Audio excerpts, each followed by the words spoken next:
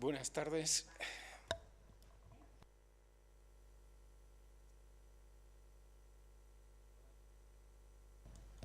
Hola, ahora sí. Buenas tardes, bienvenidos. Yo creo que si nos acercáramos un poquito podía hablar hasta sin micro.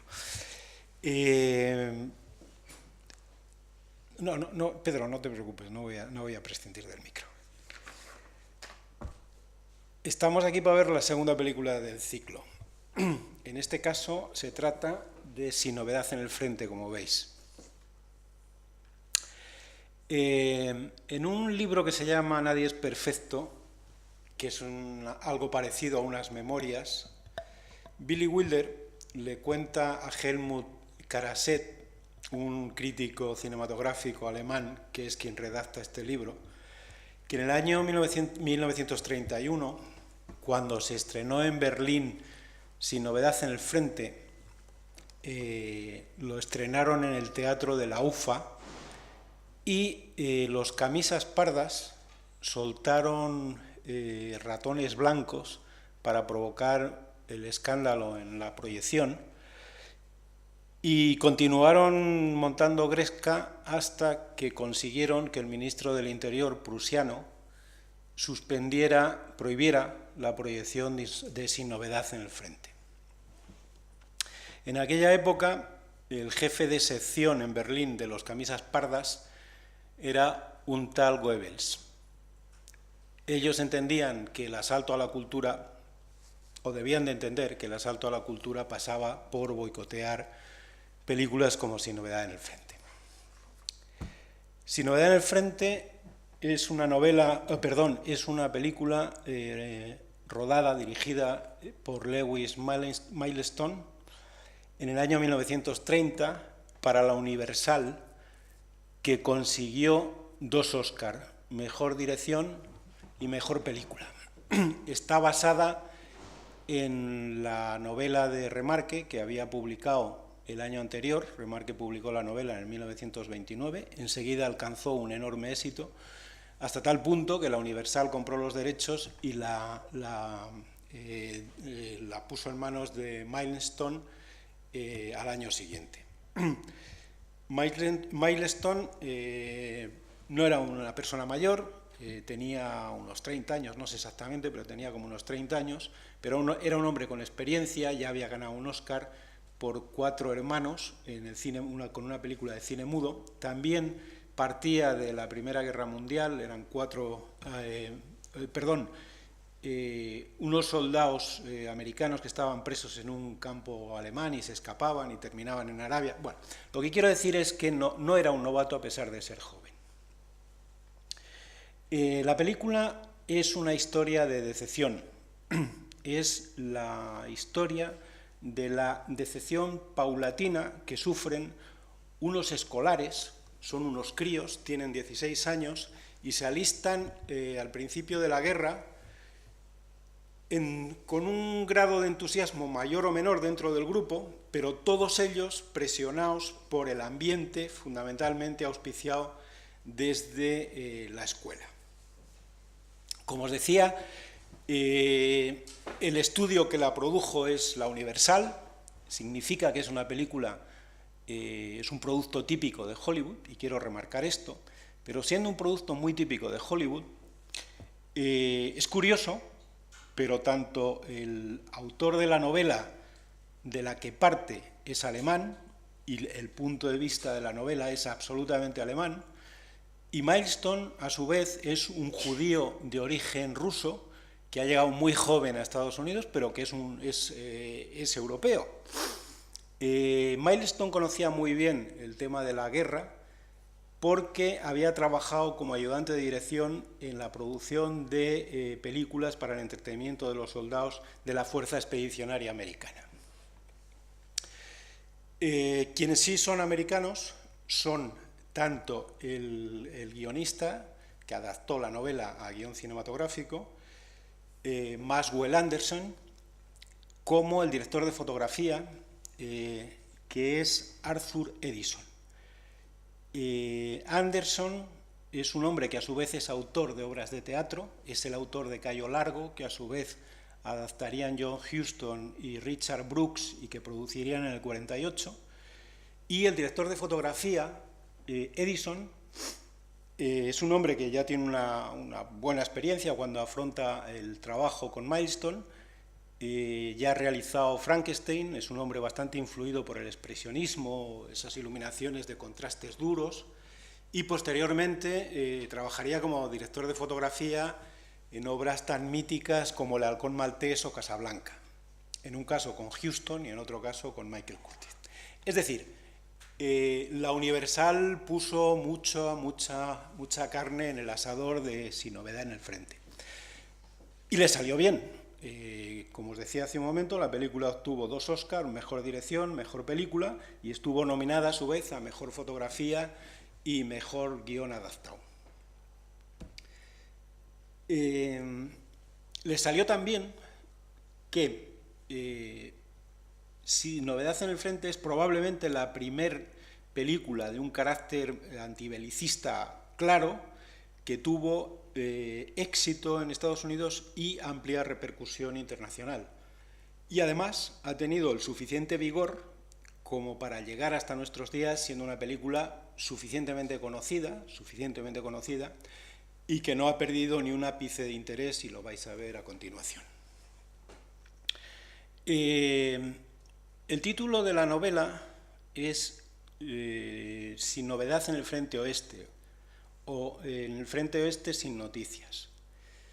Digo esto porque, remontándonos un poco a la presentación del otro día, no es lo mismo la guerra en el frente oeste que en el frente este. Digamos que en el frente este estaban los rusos, los austrohúngaros, los alemanes, batallas de más movimiento, mientras que la esencia del metarrelato que nos ha quedado de la Primera Guerra Mundial, con la vida en las trincheras, el barro, los bombardeos masivos, las resistencias durante meses y meses y meses, es decir, lo que pudo ser Verdún, lo que pudo ser el Somme, lo que pudo ser la batalla de Passchendaele, todo eso tiene unas características muy específicas, muy claras, que yo creo que vamos a ver muy bien representadas en Sin novedad en el frente. Sin novedad en el frente, por tanto, es una sucesión de escenas en las que prácticamente se narra toda la guerra en el frente oeste. Y lo hace desde la experiencia de ese grupo de chavales que se alistan pues, teniendo 16, 17 años, cómo van desapareciendo uno tras otro, cómo los van enfrentando a situaciones concretas de la batalla, de las batallas, y partiendo de lo que son experiencias muy particulares, muy propias, muy personales, sin embargo, es capaz de dar una enorme y una extraordinaria buena interpretación de lo que pudo ser aquella guerra tan cruel, tan larga y tan cruenta de 4 años. Quiero señalar, pero esto es pura arbitrariedad, es decir, es lo que a mí más me ha llegado, 4 o 5 detalles del desarrollo. Tampoco les voy a contar la película, están para verla, no para que se la cuente yo. Pero sí quiero enfatizarle 4 o 5 detalles. El primero podría ser cómo nos cuenta la desaparición por muerte, de una manera rápida, con una economía de medios y una brillantez increíble, de una serie de elementos de esta pandilla, de este grupo, a través de cómo se van pasando un par de botas envidiables que van pasando al que sigue vivo. Nos liquida a 3 o 4 personajes en segundos a través del cambio de botas.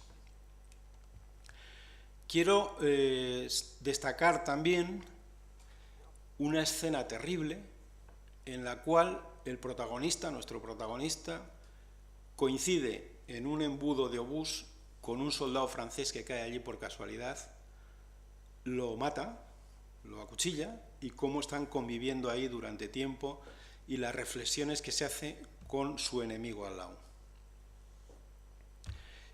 Me resulta particularmente impresionante e ilustrativo del mensaje global de la película el discurso y la cara de estupefacción que ponen a su vez unos alumnos que son en ese momento como han sido ellos cuando se alistaron, en un momento muy avanzado de la guerra en el que nuestro protagonista vuelve a la escuela donde estaba cuando empezó la guerra y le hace un discurso.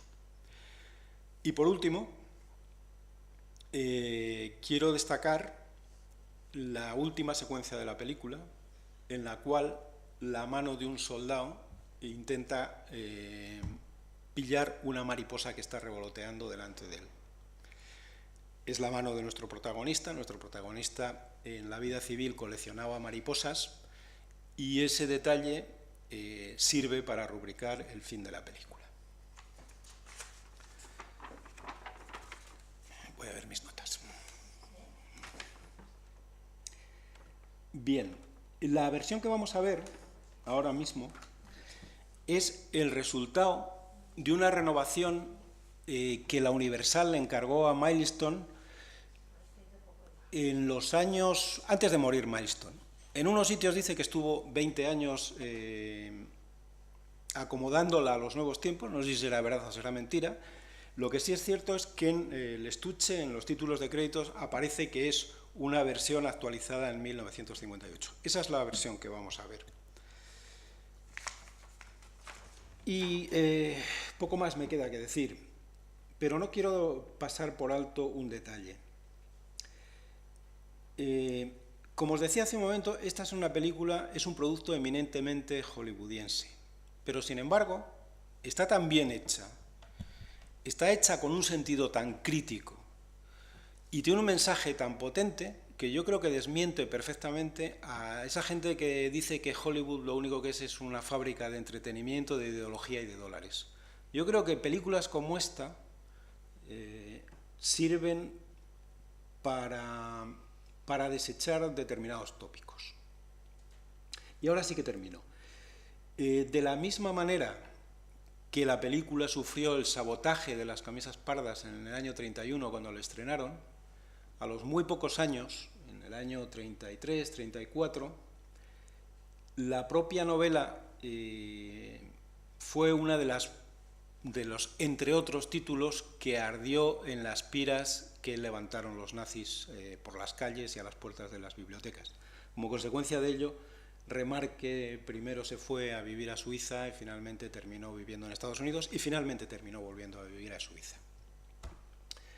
Y nada más. Si hay alguna pregunta, se la contesto si sé, encantado, y si no, pasamos a ver la peli.